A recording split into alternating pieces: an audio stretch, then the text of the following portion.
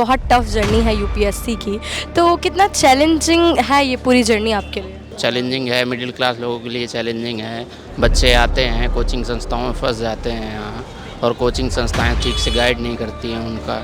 3-3 4-4 साल कोचिंग संस्थाएं ही ले लेती हैं। कभी कभी लगता है कि गलत आके फंस गए क्या यहाँ पे, जब क्लासेज बंद होती हैं। अभी भी क्लासेज बंद है, हमारी ऑनलाइन चल रहा है। मैं ये नहीं मानता हूँ कि इंग्लिश मीडियम का सिलेक्शन ज़्यादा होता है हिंदी मीडियम की। मेहनत वाली बात है, अगर वो हो सकता हो ज़्यादा मेहनत करते होंगे। और बात वो है ना कि हम हिंदी बेल्ट गए और हिंदी माध्यम से पढ़े तो हमको उतनी फैसिलिटी शुरू से नहीं मिलती है। जितने भी क्लासरूम हैं, जो गाइडलाइन है उसके हिसाब से किसी का भी क्लासरूम नहीं है। कोई भी कोचिंग क्लास चला रही है तो श्योर नहीं है कितने दिन चलेगा। कितने साल हो गए आपको यूपीएससी की तैयारी करते करते? 3 साल हुए हैं। सर 3 साल से आप तैयारी कर रहे हैं, एक बहुत टफ जर्नी है यूपीएससी की, तो कितना चैलेंजिंग है ये पूरी जर्नी आपके लिए? चैलेंजिंग तो है ही, ख़ास तौर पर मिडिल क्लास लोगों के लिए बहुत ही चैलेंजिंग है। और क्या नाम है, चैलेंजिंग है, मिडिल क्लास लोगों के लिए चैलेंजिंग है। बच्चे आते हैं कोचिंग संस्थाओं में फंस जाते हैं यहाँ, और कोचिंग संस्थाएं ठीक से गाइड नहीं करती हैं उनका। 3-3 4-4 साल कोचिंग संस्थाएं ही ले लेती हैं, और तो बच्चे को फिर 3 साल के बाद उसको जब एग्ज़ाम में बैठता है तो उसको रियलाइज़ होता है कि सच में अभी पढ़ना बहुत बाकी है। सर इससे पहले हमने सुना था ओल्ड राजेंद्र नगर के बारे में, करोल बाग के बारे में, मुखर्जी नगर के बारे में, लेकिन आज हम आए हैं यहाँ वज़ीराबाद में। तो क्या रीज़न है कि वज़ीराबाद में आजकल स्टूडेंट्स रह रहे हैं? क्या रीज़न है कि स्टूडेंट्स वज़ीराबाद को चूज़ कर रहे हैं? रीज़न ये है मैम कि मुखर्जी नगर से तो कोचिंग बंदी हो चुकी हैं। दृष्टि जैसे चली गई, क्या नाम है, नोएडा चली गई, और भी कोचिंगों पर छापा पड़ रहे हैं। जो मुखर्जी नगर में अभी कुछ दिन पहले संस्कृति जो कोचिंग थी उस पर क्या नाम है, प्रशासन ने रेड डाली वहाँ कि आप यहाँ कोचिंग नहीं चला सकते हो। सर मुखर्जी नगर वज़ीराबाद से ज़्यादा दूर नहीं है, तो क्या अफेक्ट पड़ रहा है वज़ीराबाद पर? जी बिल्कुल इफेक्ट पड़ रहा है, क्योंकि मुखर्जी नगर से सस्ता है, ये रहने में भी सस्ता है, खाने में भी सस्ता है। यहाँ रूम रेंट मिडिल क्लास का लड़का ज़्यादा ही है। हिंदी मीडियम का जो लड़का होता है वो मिडिल क्लास का ही लड़का होता है, एलीट क्लास का नहीं होता है। उसके लिए रूम रेंट बहुत मायने रखता है। सर हम हर बार देखते हैं कि हिंदी मीडियम के स्टूडेंट्स कम सेलेक्ट होते हैं, क्या रीज़न है हिंदी मीडियम के स्टूडेंट्स का कम सिलेक्शन होना? कम सिलेक्शन का सबसे बड़ा कारण है सी सैट सबसे बड़ा कारण है। हिंदी मीडियम के लिए सी सैट सबसे बड़ा कारण है। पिछले बार 2023 का जैसा सी सैट बनाया था यूपीएससी ने, तो वो तो मतलब बाहर करने ही वाला जैसा था, मतलब नॉन टेक्निकल बैकग्राउंड के लड़कों को बाहर करने वाला ही था वो एग्ज़ाम। वहाँ कई टीचरों ने अगर चैलेंज भी किया यूपीएससी के क्या नाम है सदस्यों को कि आप ही ये 2 घंटे में पेपर हल करके बता दीजिए। सर मुखर्जी नगर से कोचिंग जा रही है, तो क्या ऐसा सीन वज़ीराबाद में भी है? क्या वज़ीराबाद से भी कोचिंग जा रही हैं? यहाँ कोचिंग थी ही कब, तो यहाँ से जा रही है। यहाँ तो केवल खान सर की ही कोचिंग है, यहाँ तो कोई कोचिंग थी ही नहीं वज़ीराबाद में। सर जैसे आपने बताया कि यहाँ सिर्फ खान सर की कोचिंग है, तो फिर क्या आप कोचिंग लेने मुखर्जी नगर जाते थे? जी मैं तो मुखर्जी नगर जाता था। तो सर अब मुखर्जी नगर से कोचिंग चल गई, तो फिर अब जो स्टूडेंट्स वज़ीराबाद रह रहे हैं, तो क्या लगता है मुखर्जी नगर खाली हो रहा है, तो क्या वज़ीराबाद भी खाली हो जाएगा? जो होता है ना, दिल्ली यहाँ कोई मतलब मौज करने नहीं आता है, पढ़ाई के लिए आता है, माहौल के लिए आता है, और माहौल जहाँ मिलेगा उसको वहीं जाएगा। माहौल कोचिंग संस्थाएं जहाँ जाएंगे बच्चे वहीं जाएंगे। नोएडा कोचिंग संस्थाएं चली जाएंगी सब, तो बच्चे भी वहीं शिफ्ट हो जाएंगे।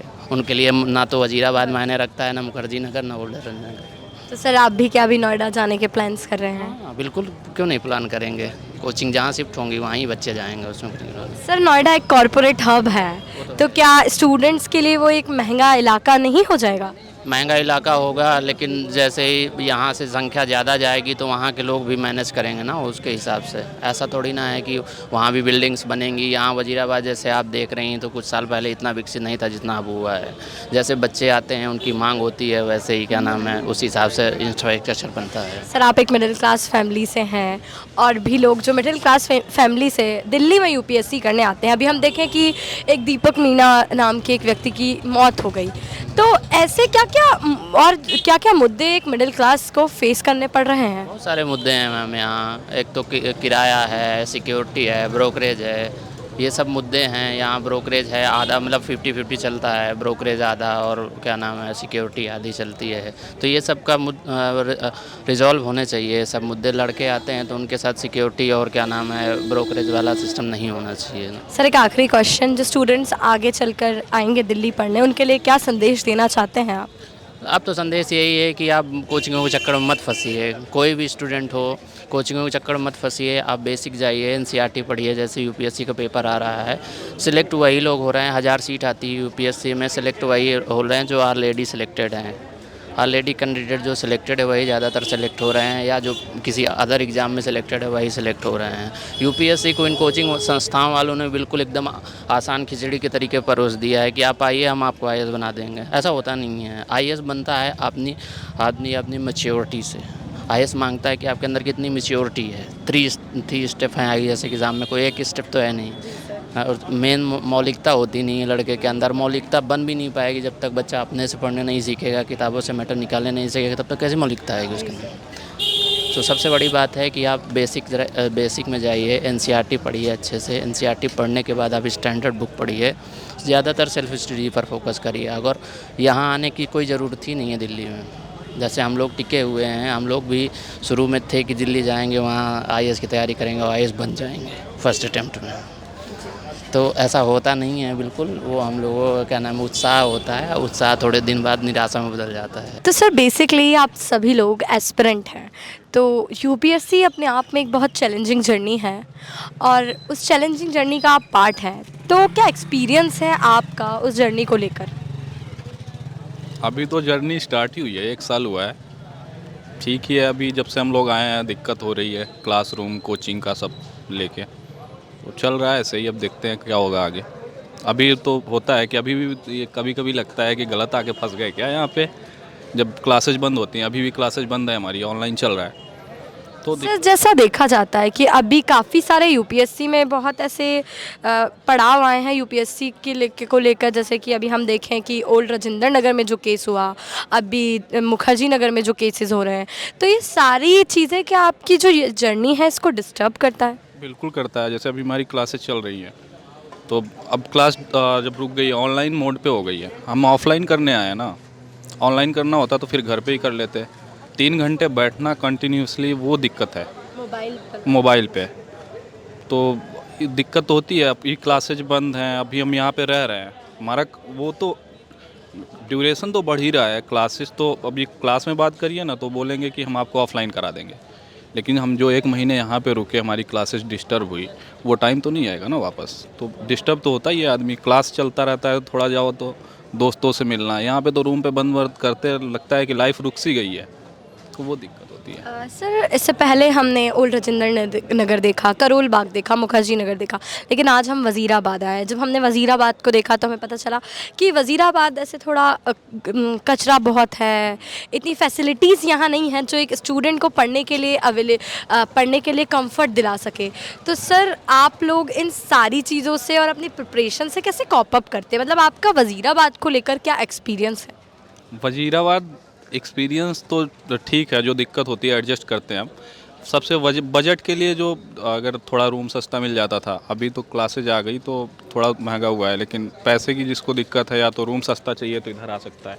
करोल बाग जैसे मुखर्जी नगर में रूम महंगा है तो एडजस्ट करना पड़ेगा आपको। अगर कहीं अगर आप बजट फ्रेंडली नहीं हो उस हिसाब से तो आपको एडजस्ट तो करना पड़ेगा, तो वही होता है। सर कोचिंग चली गई यहाँ से, मुखर्जी नगर से कोचिंग अभी जैसे दृष्टि गई है, लेकिन इफेक्ट तो पड़ ही रहा है। क्लासेज नहीं है ना यहाँ पे। जितने भी क्लासरूम हैं, जो गाइडलाइन है उसके हिसाब से किसी का भी क्लासरूम नहीं है। कोई भी कोचिंग क्लास चला रही है तो श्योर नहीं है कितने दिन चलेगा। हमारी क्लासेज चल रही थी, 5-6 दिन हुआ, क्लास भी सीज हो गई है। अब दिवाली तक का टाइम लिए हैं, अब देखते हैं कहाँ जाएंगी क्लासेज। तो सर अगर आपकी कोचिंग शिफ्ट होती है तो क्या आप लोगों को बहुत ज़्यादा परेशानियों का सामना नहीं करना पड़ेगा? बिल्कुल करना पड़ेगा। अब नई जगह जाएंगे, रूम लेना, सब चीज़ करना तो होता है। अब यहाँ पे तो सारी चीज़ें पता हो गई हैं धीरे धीरे आदमी को। तो अब रूम भी सेट है। रूम शिफ्ट करने में दिक्कत तो सबसे बड़ा है कि रूम ढूंढना, और उसके बाद या प्रॉपर्टी डीलर से लो आप। सर नोएडा एक कॉरपोरेट हब है, देखा जाता है कि नोएडा में बिल्डिंग्स है, बड़ी महंगी महंगी जगह है, और आप लोग वज़ीराबाद रह रहे हैं, जो आप बता रहे हैं कि एक रीज़नेबल रेट पे यहाँ एक बच्चा पढ़ लेता है। तो सर आप लोग जब जाएंगे, एक मिडिल क्लास बच्चा जब यहाँ से नोएडा शिफ्ट होगा तो उसको कौन कौन सी प्रॉब्लम्स का सामना करना पड़ेगा? मैम जब भी जो राजेंद्र नगर वाला हुआ था केस, उस टाइम पे भी बच्चों ने बोला था, वहाँ पे देख रहे थे हम कि रेट बहुत हाई है वहाँ पे। वही दिक्कत नोएडा में भी होगी। बच्चे जहाँ भी जाएंगे, यहाँ पे तो इंडस्ट्री नहीं है, फिर भी दिक्कत है, वहाँ तो इंडस्ट्री है ना। तो वो दो लोगों को मैनेज करना, कितना भी कोचिंग, जैसे विकास सर का है कि हम हॉस्टल प्रोवाइड कराएंगे और पीजी के लिए आपको कांटेक्ट दे देंगे, लेकिन फिर भी कितना भी कांटेक्ट दो, जब एक साथ जाएंगे ना बच्चे, तो एकाएक रेट बढ़ेगा। बच्चे जहाँ भी जाएंगे वो दिक्कत बढ़नी ही है, यही हाल होना है वहाँ भी 2 साल बाद। Sir to be very honest, हम लोगों ने नोएडा में कवर किया था, वहाँ अभी फ़िलहाल काफ़ी रीज़नेबल रेट में स्टूडेंट्स को कमरे मिल रहे हैं, फैसिलिटीज़ मिल रही। तो होपफुली मैं प्रे करती हूँ कि आप लोग अगर वहाँ शिफ्ट होते हैं तो आप लोगों को भी एक रीज़नेबल रेट में नोएडा में मिले और आप लोग अभी मिल रही हैं। जब बच्चे शिफ्ट होंगे ना एक साथ, अभी तो बहुत बच्चे, दृष्टि ने भी कंफर्म नहीं किया है, अभी करोल बाग उनकी क्लासेस चल रही हैं, दृष्टि उधर बच्चे गए ही नहीं अभी। जिस दिन बच्चे जाएंगे उसके 6 महीने बाद, आप साल भर बाद वो देखना, यही हाल होगा वहाँ पे भी। साला वो सब कुछ बदल जाएगा, माहौल ही एकदम, वहाँ भी प्रॉपर्टी डीलर बैठ जाने हैं सब। गवर्नमेंट का कोई गाइडलाइन है नहीं, बच्चे कुछ भी करें, उनको ना वोट देते हैं हम, तो उनको फ़र्क नहीं पड़ता हमारे साथ क्या होता है। अभी दिल्ली का चुनाव होने वाला है, बच्चों के साथ क्या हो रहा है ये मुद्दा ही नहीं होगा। यहाँ आते से ही मैंने देखा कि यार ये दिल्ली है, तो फिर धीरे धीरे पता चला कि हाँ यही दिल्ली है। यहीं मेरे को रहना है, यहीं मुझे रहना है, इसी कचरे में, कुछ तो शुरू के 1 महीने तो मुझे नाले की बदबू इतनी परेशान करती थी, अब तो आदत पड़ गई है, अब तो हमको आती ही नहीं है। अब तो नाले पे घूमने जा रहे हैं, टहल रहे हैं, सब वो चल रहा है, वॉकिंग चल रहा है वहाँ पर, रनिंग चल रहा है, एक्सरसाइज भी उधर ही चल रहा है। तो ये सारी दिक्कतें आई थी, आज भी दिक्कतें आती है, धूल प्रदूषण। पार्क में भी जाते हैं तो वहाँ पार्क की फीलिंग नहीं आती है। पार्क एक बहुत मुश्किल से छोटा सा बना दिया है, पार्क नाम दे दिया है उसको। तो वहाँ जाते हैं तो वहाँ पर भी अगर हम मेडिटेशन करने बैठते हैं तो हमें नाले की बदबू ही आती है। तो खुशबू, अब तो हम खुशबू बोलेंगे क्योंकि हमारे लिए वो खुशबू हो चुकी है। तो कुछ ऐसा ही है। और अब रही बात यहाँ से कोचिंग शिफ्ट हो रही है तो बिल्कुल हमें दिक्कत आएगी, क्योंकि मेरी खुद की कोचिंग पहले मुखर्जी नगर में थी और उसके बाद वो अच्छा है कि मैं पहले से वजीराबाद में रहता था, तो मेरी कोचिंग तो मेरे पास में आ गई है, मुझे अच्छा रहा, मेरे लिए फ़ायदे के लिए रहा। लेकिन जो जिन्होंने कोचिंग के पास में रूम लिए थे उन्हें दिक्कत हुई। वो कुछ बच्चे तो आज भी शिफ्ट नहीं कर पा रहे, 1 घंटे पहले रूम से निकलना पड़ रहा है, आना पड़ रहा है मेट्रो से, रिक्शा से आधी दूर। और यहाँ तक तो वाहन भी नहीं आते हैं ठीक से, आधी दूर तक तो पैदल ही आना पड़ता है हमको। तो ये सारी समस्या आती है हमें। सर आपका मीडियम कौन सा है? मेरा हिंदी माध्यम है। सर जनरली देखा जाता है कि इंग्लिश मीडियम के स्टूडेंट्स ज़्यादा सेलेक्ट होते हैं, तो क्या रीज़न है इसका? रीज़न तो अब ऐसा तो कोई रीज़न है नहीं, जो मेहनत करेगा उसका सिलेक्शन होना है। मैं ये नहीं मानता हूँ कि इंग्लिश मीडियम का सिलेक्शन ज़्यादा होता है हिंदी मीडियम की, मेहनत वाली बात है। अगर वो हो सकता हो ज़्यादा मेहनत करते होंगे। और बात वो है ना कि हम हिंदी बेल्ट के और हिंदी माध्यम से पढ़े तो हमको उतनी फैसिलिटी शुरू से नहीं मिलती है। हमारा स्कूल उस लेवल का नहीं हो पाता है कि हम शुरू से एकदम इतने इंटेलिजेंट रहे, या हमें कुछ अच्छा सोर्स अच्छा नहीं मिल पाता है, हम ठीक से पढ़ नहीं पाते। तो वही कारण होता है कि हमें थोड़ा टाइम लगता है पढ़ने के लिए, क्योंकि जो स्कूल में पढ़ना था वो अब हमें पढ़ना पड़ रहा है, फिर कॉलेज का कवर करना है,